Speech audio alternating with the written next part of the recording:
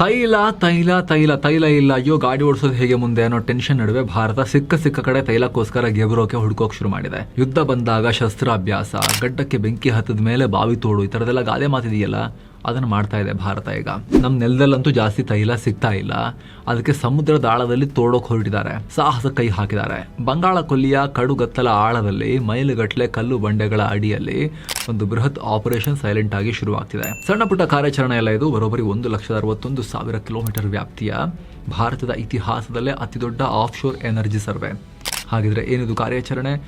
ಆಳ ಸಮುದ್ರದಲ್ಲಿ ಎಣ್ಣೆ ಹುಡುಕೋದು ಹೇಗೆ, ಯಾವಾಗ ಸಿಗುತ್ತೆ, ಸಿಕ್ಕರು ಎಷ್ಟು ಸಿಗುತ್ತೆ, ಬನ್ನಿ ಎಲ್ಲವನ್ನ ಡೀಟೇಲ್ ಆಗಿ ಕ್ವಿಕ್ ಆಗಿ ನೋಡ್ತಾ ಹೋಗೋಣ. ನೀವು ನೋಡ್ತಾ ಇದ್ದೀರಾ ಮಸ್ಮಗ ಚಾನಲ್, ನಾನು ಅಮರ್ ಪ್ರಸಾದ್. ಸಮುದ್ರದ ಆಳದಲ್ಲಿ ಮಹಾಬೇಟೆ, ಟಾರ್ಗೆಟ್ 1.61 ಲಕ್ಷ ಕಿಲೋಮೀಟರ್. ಸ್ನೇಹಿತರೆ, ಕೇಂದ್ರ ಪೆಟ್ರೋಲಿಯಂ ಸಚಿವಾಲಯ ಈ ದೊಡ್ಡ ಹೆಜ್ಜೆ ಇಟ್ಟಿದೆ. ಅದರಲ್ಲಿ ಬರೋ ಡೈರೆಕ್ಟರೇಟ್ ಜನರಲ್ ಆಫ್ ಹೈಡ್ರೋಕಾರ್ಬನ್ಸ್ ಅಂದ್ರೆ DGH ಮೂಲಕ ಮೇ 14ಕ್ಕೆ ಒಂದು ಗ್ಲೋಬಲ್ ಟೆಂಡರ್ ಕರೆದಿದ್ದಾರೆ. ಜಗತ್ತಿನ ದಿಗ್ಗಜ ತೈಲ ಶೋಧನಾ ಕಂಪನಿಗಳಿಗೆ ಭಾರತದ ಕಡಲಿಗೆ ಬನ್ನಿ ಅನ್ನೋ ಆಹ್ವಾನ ಕೊಡಲಾಗಿದೆ. ಇವರ ಟಾರ್ಗೆಟ್ ಒಂದೇ, ಬಂಗಾಳ ಕೊಲ್ಲಿಯ ತಳವನ್ನು ಇಂಚಿಂಚಾಗಿ ಜಾಲಾಡಬೇಕು.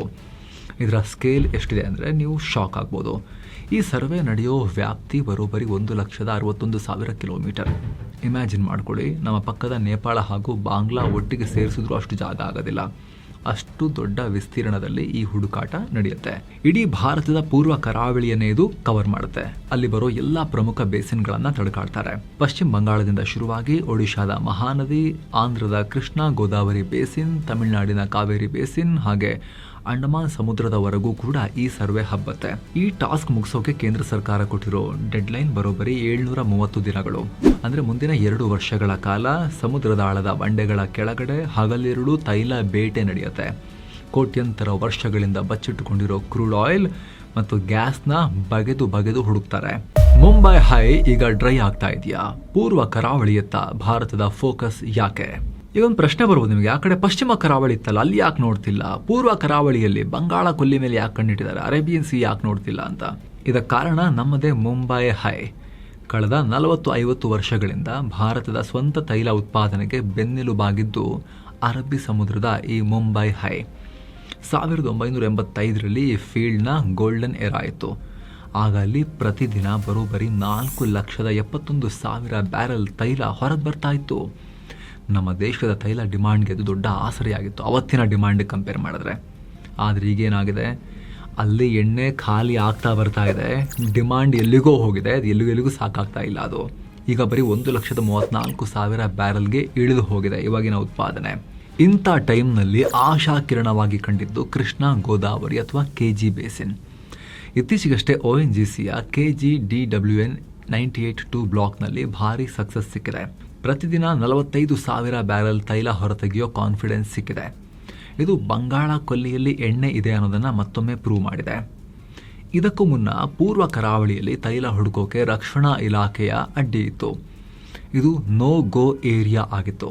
ಆದರೆ ಈಗ ದೇಶದ ಮಿಲಿಟರಿ ಭದ್ರತೆಯ ಜೊತೆಗೆ ಇಂಧನ ಭದ್ರತೆ ಕೂಡ ತುಂಬ ಮುಖ್ಯ ಅನ್ನೋದು ಸರ್ಕಾರಕ್ಕೆ ಅರಿವಾಗಿದೆ. ಪೆಂಡಿಂಗ್ ಇದ್ದ ಎಲ್ಲ ಕ್ಲಿಯರೆನ್ಸ್ ಅನ್ನ ಈಗ ಓಪನ್ ಅಪ್ ಮಾಡಿ ಕೊಟ್ಟಿದ್ದಾರೆ. ಹೀಗೆ ಮುಂಬೈ ಹೈ ಮೇಲೆ ಮಾತ್ರ ಜೋತಾಡೋದು ಬಿಟ್ಟು ಬಂಗಾಳ ಕೊಲ್ಲಿಯತ್ತ ಈಗ ನುಗ್ತಾ ಇದ್ದಾರೆ. ಬೃಹತ್ ಹಡಗುಗಳನ್ನು ಬಳಸಿ, ಮಷಿನ್ಸ್ ಅನ್ನ ಬಳಸಿ ಸಮುದ್ರದ ನೀರಿನ ಕೆಳಗಡೆ ಎಣ್ಣೆ ಹುಡುಕೋದು ಹೇಗೆ, ಆ ಇಂಟ್ರೆಸ್ಟಿಂಗ್ ಟೆಕ್ನಾಲಜಿಯ ನಮಗೆ ನೀಟಾಗಿ ಎಕ್ಸ್ಪ್ಲೇನ್ ಮಾಡ್ತೀವಿ ಸ್ನೇಹಿತರೆ. ಅದಕ್ಕಿಂತ ಮುನ್ನ ಒಂದು ಸಣ್ಣ ರಿಕ್ವೆಸ್ಟ್, ಮಸ್ಮಗ ಚಾನಲ್ನ ಈ ಪ್ರಯತ್ನ ನಿಮಗೆ ಇಷ್ಟ ಆಗ್ತಾ ಇದ್ರೆ ವಿಡಿಯೋ ಕೆಳಗಿರೋ ಜಾಯಿನ್ ಬಟನ್ ಮೇಲೆ ಕ್ಲಿಕ್ ಮಾಡಿ ಮಸ್ಮಗ ಚಾನಲ್ಗೆ ಸದಸ್ಯರಾಗಿ, ಮೆಂಬರ್ ಆಗಿ ನೀವು ಸೇರಬಹುದು. ಇದರಿಂದ ನಮ್ಮ ವಿಶೇಷ ವಿಡಿಯೋಗಳು ನಿಮಗೆ ಎಕ್ಸ್ಕ್ಲೂಸಿವ್ ವಿಡಿಯೋಸ್ ಮೆಂಬರ್ಸಿಗೆ ಮಾತ್ರ ಸಿಗುತ್ತೆ, ಹಾಗೂ ಹಲವಾರು ವಿಡಿಯೋಗಳು ಅರ್ಲಿ ಆಕ್ಸೆಸ್ ಮೊದಲೇ ಸಿಗ್ತವೆ. ಜೊತೆಗೆ ನಮ್ಮ ಕೆಲಸಕ್ಕೆ ನೀವು ದೊಡ್ಡ ಬೆಂಬಲ ಕೂಡ ಕೊಟ್ಟಂತಾಗುತ್ತೆ. ಆಸಕ್ತಿ ಇರೋರು ಖಂಡಿತ ಕನ್ಸಿಡರ್ ಮಾಡಿ ಚೆಕ್ ಮಾಡಿ ಸ್ನೇಹಿತರೆ. ಬನ್ನೀಗ ಕಂಟಿನ್ಯೂ ಮಾಡೋಣ ವರದಿಯಲ್ಲಿ. ಸಮುದ್ರದ ಆಳದ ಎಕ್ಸ್ರೇ ಬೆಚ್ಚಿ ಬೀಳಿಸುವ 2D ಬ್ರಾಡ್ ಬ್ಯಾಂಡ್ ಟೆಕ್ನಾಲಜಿ. ವಿಚಾರ ಏನೋ ಸರಿ, ಆದರೆ ಸಮುದ್ರದ 5 ಕಿಲೋಮೀಟರ್ ಆಳದಲ್ಲಿ ಮನುಷ್ಯರಿಗೆ ಹೋಗೋಕೆ ಸಾಧ್ಯವೇ ಇಲ್ಲದ ಕತ್ತಲ ಜಗತ್ತಲ್ಲಿ ಎಣ್ಣೆ ಹುಡುಕೋದು ಹೇಗೆ? ಅಲ್ಲಿಗೆ ಕ್ಯಾಮರಾ ಕಳಿಸಿದ್ರೂ ಪ್ರಯೋಜನ ಇಲ್ವಲ್ಲ. ಇದಕ್ಕಾಗಿನೇ ಈಗ ಜಗತ್ತಿನ ಲೇಟೆಸ್ಟ್ ಟೆಕ್ನಾಲಜಿಯನ್ನು ಬಳಸಲಾಗ್ತಾ ಇದೆ. ಅದರ ಹೆಸರೇ 2D broad band marine seismic survey. ಇದು ಹೇಗೆ ಕೆಲಸ ಮಾಡುತ್ತೆ ಅಂತ ಹೇಳಿದ್ರೆ, ಸಮುದ್ರದ ಮೇಲೆ ವಿಶೇಷವಾಗಿ ಡಿಸೈನ್ ಮಾಡಿರೋ ದೈತ್ಯ ಹಡಗುಗಳು ಓಡಾಡ್ತವೆ. ಇವು ಕೇವಲ ಹಡಗುಗಳಲ್ಲ, ತೇಲುವ ಸೂಪರ್ ಕಂಪ್ಯೂಟರ್ ಲ್ಯಾಬೊರೇಟರಿಗಳು. ಈ ಹಡಗುಗಳು ಸಮುದ್ರದಲ್ಲಿ ಹೋಗುವಾಗ ತಮ್ಮ ಹಿಂದೆ ಕಿಲೋಮೀಟರ್ ಗಟ್ಟಲೆ ಉದ್ದದ ಸ್ಟ್ರೀಮರ್ ಅನ್ನೋ ಸೆನ್ಸಾರ್ ಕೇಬಲ್ಗಳನ್ನು ಎಳ್ಕೊಂಡು ಹೋಗ್ತವೆ. ನಂತರ ಹಡಗಿನಿಂದ ನೀರಿನ ಆಳಕ್ಕೆ ಹೈ ಫ್ರೀಕ್ವೆನ್ಸಿ ಶಬ್ದ ತರಂಗಗಳನ್ನು ಅಂದರೆ ಸೌಂಡ್ ವೇವ್ಸನ್ನು ಬಿಡ್ತಾರೆ. ಭೂಕಂಪನ ಆದಾಗ ಬರೋ ರೀತಿಯ ತರಂಗಗಳನ್ನು ಕೃತಕವಾಗಿ ಸೃಷ್ಟಿ ಮಾಡ್ತಾರೆ. ಈ ಸೌಂಡ್ ವೇವ್ ಸಮುದ್ರದ ತಳಕ್ಕೆ ಹೋಗಿ ಅಲ್ಲಿರೋ ಮರಳು, ಕಲ್ಲು, ಕಠಿಣ ಬಂಡೆಗಳನ್ನು ಭೇದಿಸಿಕೊಂಡು ಒಳಗೆ ಹೋಗ್ತಾರೆ. ಬರೋಬ್ಬರಿ 5,000 ಮೀಟರ್ ಆಳದವರೆಗೆ ಕಲ್ಲಿನ ಪದರಗಳಿಗೆ ಡಿಕ್ಕಿ ಹೊಡೆದು ವಾಪಸ್ ಎಕೋ ರೀತಿ ಬೌನ್ಸ್ ಆಗಿ ಬರ್ತವೆ. ಇದನ್ನ ಹಡಗಿನಲ್ಲಿರೋ ಸೂಪರ್ ಕಂಪ್ಯೂಟರ್ಗಳು ಕ್ಯಾಚ್ ಮಾಡಿ ಅನಲೈಸ್ ಮಾಡ್ತವೆ. ಆಗ ವಿಜ್ಞಾನಿಗಳಿಗೆ ಸಮುದ್ರದ ಗರ್ಭದಲ್ಲಿ ಯಾವ ಕಲ್ಲಿನ ಪದರ ಹೇಗಿದೆ, ಎಲ್ಲಿ ಅನಿಲ ಗ್ಯಾಸ್ ಇದೆ, ಎಲ್ಲಿ ಆಯಿಲ್ ಇದೆ, ಇದರ ಪಕ್ಕ 2D ಎಕ್ಸ್ರೇ ಮ್ಯಾಪ್ ಸಿಕ್ಬಿಡುತ್ತೆ. ಈ ರೀತಿ ಕೆಲಸ ಮಾಡೋಕೆ ಜಗತ್ತಲ್ಲಿರೋದು ಕೆಲವು ಕಂಪನಿಗಳು. ಉದಾಹರಣೆಗೆ ಶಿಯರ್ ವಾಟರ್ ಜಿಯೋ ಸರ್ವಿಸಸ್ ಬಳಿ 23 ಹೈ ಕೆಪಾಸಿಟಿ ಹಡಗುಗಳಿವೆ. ಹಾಗೆ PX ಜಿಯೋ ಕಂಪನಿಯ PX ಜಿಯೋ 2 ಅನ್ನೋ ಹಡಗು ಬರೋಬ್ಬರಿ 14 ಸ್ಟ್ರೀಮರ್ಗಳನ್ನು ಹೊಂದಿರೋ ಅಡ್ವಾನ್ಸ್ಡ್ ನೌಕೆ. ಇಂಥ ದೈತ್ಯ ಹಡಗುಗಳೇ ಈಗ ಭಾರತದ ಕಡಲಿಗೆ ಎಂಟ್ರಿ ಕೊಡ್ತಾ ಇವೆ. ಗೆದ್ದರೆ ಗಗನ, ಸೋತರೆ ಪಾತಾಳ. ದಿನಕ್ಕೆ 5.76 ಕೋಟಿ ರೂಪಾಯಿ ಬಾಡಿಗೆಯ ಜೂಜಾಟ. ಕೇಳೋಕೆ ಬಹಳ ಥ್ರಿಲ್ಲಿಂಗ್ ಅನ್ಸುತ್ತಲ್ವಾ? ಇದರ ಹಿಂದಿರೋ ರಿಸ್ಕ್ ಕೂಡ ಅಷ್ಟೇ ಭಯಂಕರ ಇದೆ. ಸಿಕ್ಕಾಪಟ್ಟೆ ಖರ್ಚಾಗತ್ತೆ. ಆಳ ಸಮುದ್ರದ ತೈಲ ಶೋಧನೆ ಜಗತ್ತಲ್ಲೇ ಅತ್ಯಂತ ದುಬಾರಿ ಮತ್ತು ರಿಸ್ಕಿ ಬಿಸ್ನೆಸ್. ನಿಮಗೆ ನೆನಪಿರ್ಬೋದು, ಕಳೆದ ವರ್ಷ ಸರ್ಕಾರ ಸಮುದ್ರ ಮಂಥನ ಅನ್ನೋ ಮೆಗಾ ಪ್ರೋಗ್ರಾಮ್ ಲಾಂಚ್ ಮಾಡಿತ್ತು. ಇದಕ್ಕಾಗಿ ಮೀಸಲಿಟ್ಟಿರೋ ಬಜೆಟ್ ಎಷ್ಟು ಗೊತ್ತಾ?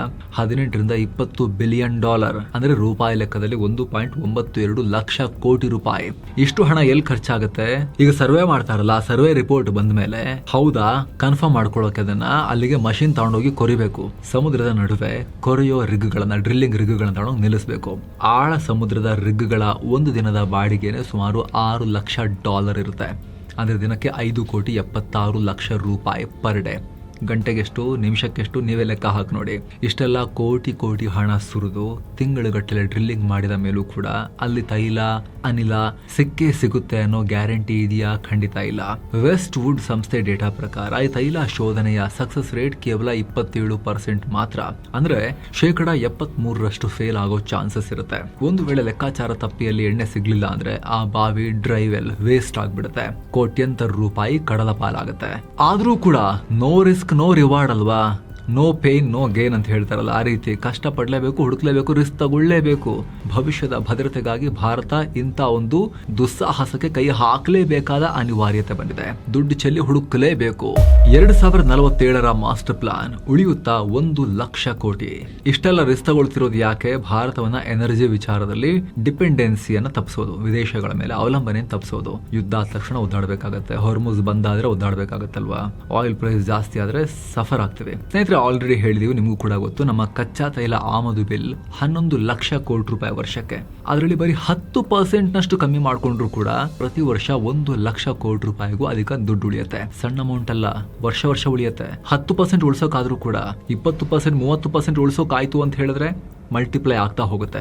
ಎಷ್ಟು ದೊಡ್ಡ ನಿಕ್ಷೇಪ ಸಿಗುತ್ತೆ ಅಷ್ಟು ಉಳಿಯುತ್ತೆ ನಮಗೆ. ಆ ದುಡ್ಡಲ್ಲಿ ಭಾರತದ ಭಾಗ್ಯವನ್ನೇ, ಭವಿಷ್ಯವನ್ನೇ ಬದಲಾಯಿಸ್ಬಿಡ್ಬೋದು. 1000 ಕಿಲೋಮೀಟರ್ ಎಕ್ಸ್ಪ್ರೆಸ್ ವೇ, ಬೇಕಾಗಿರೋ ಮೂಲ ಸೌಕರ್ಯ ಎಲ್ಲ ಕಟ್ಟೋಕೆ ದುಡ್ಡು ಉಳಿಯುತ್ತೆ ನಮ್ಮ ಹತ್ರ.